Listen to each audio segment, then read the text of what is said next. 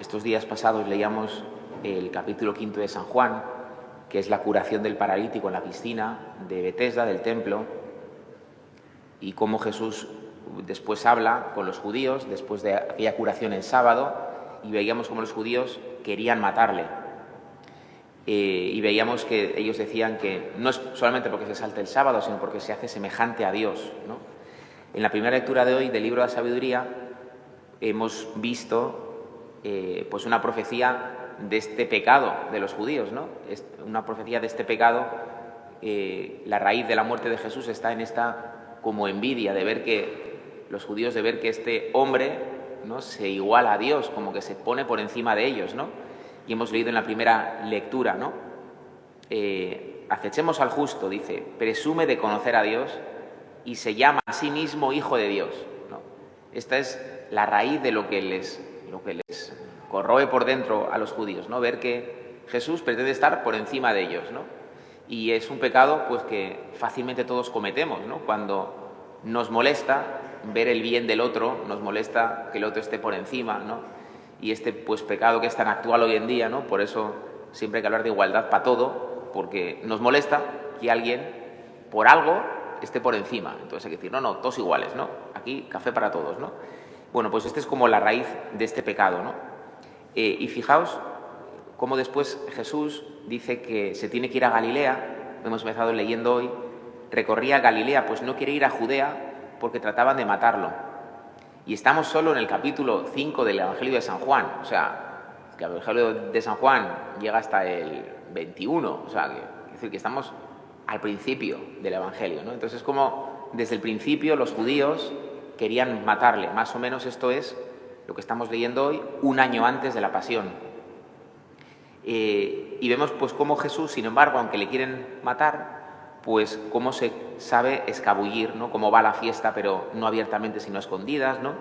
Y se pone a predicar en el templo, y entonces pues les llega a los sumos sacerdotes, intentaban agarrarlo, pero nadie pudo echar mano porque no había llegado su hora. ¿Qué es lo que nos quiere decir aquí el apóstol San Juan? Pues nos quiere decir que aunque el pecado de los hombres, ¿no?, es la causa de la muerte de Jesús, ¿no? Si no hubieran pecado, pues no, Jesús no habría muerto, ¿no? Muere por nuestros pecados, literalmente, ¿no? Si no hubiera habido pecado, no hubiera muerto, ¿no?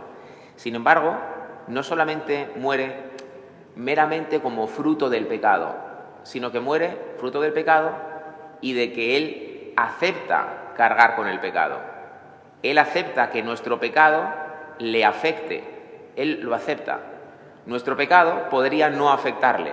Y vemos cómo hoy pues, se escabulle y el pecado de los sumos sacerdotes podría no afectarle, podría él no morir por el pecado, porque Él es Dios y sabe escabullirse. Por muchos soldados que tengan los sumos sacerdotes en el templo, Él es Dios y sabe escabullirse, ¿no?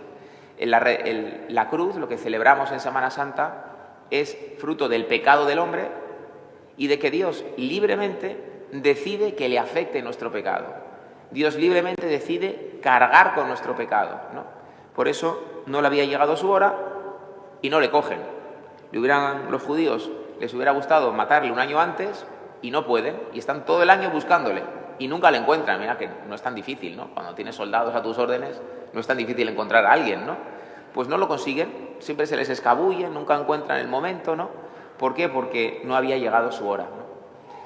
La pasión es fruto del pecado del hombre y del amor redentor de Cristo. Y la Iglesia, la liturgia, durante la Cuaresma, quiere que meditemos estas dos cosas. Por un lado, nuestro pecado, y ver que mi pecado es causa de la pasión, para arrepentirme, ¿no? Y por eso nos pone pues, el ejemplo de los pecados de los judíos, una primera lectura de esta profecía del libro de la sabiduría, que habla, pues, dice el razonamiento de los impíos, cómo ellos razonan. ¿Y esto para qué lo leemos?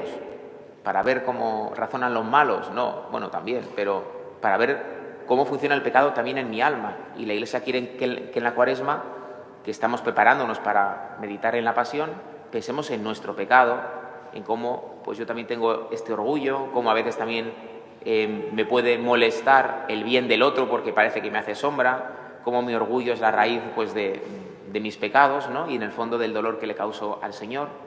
Pero también quiere, sobre todo, la Iglesia que nos fijemos en la segunda parte, ¿no? En que Jesús decide libremente, ¿no?, cargar con mi pecado. Decide libremente que mi pecado le afecte, porque me quiere. Cuando uno ama, se hace vulnerable al otro. Cuando uno ama, el otro le puede hacer daño, ¿no? Si tú decides no amar a una persona, bueno, pues que rabie, no sé, que me critique, me da igual, ¿no? Por un oído me entra y por otro me sale, ¿no? Una persona madura, un inmaduro no, pero una persona madura le da igual que le critiquen. Si no ama a esa persona, bueno, pues que me critique, que se, pues que haga lo que quiera, a mí me da igual, ¿no? Pero si amas, si le abres el corazón, te vuelves vulnerable. Ya no te da igual, no por ti, sino porque le quieres, ¿no? Y este es el motivo más profundo de la pasión del Señor. Y el Señor quiere que en la Cuaresma miremos cómo Él se decide a amarnos hasta el extremo, hasta el punto de que le afecta y mucho nuestro pecado.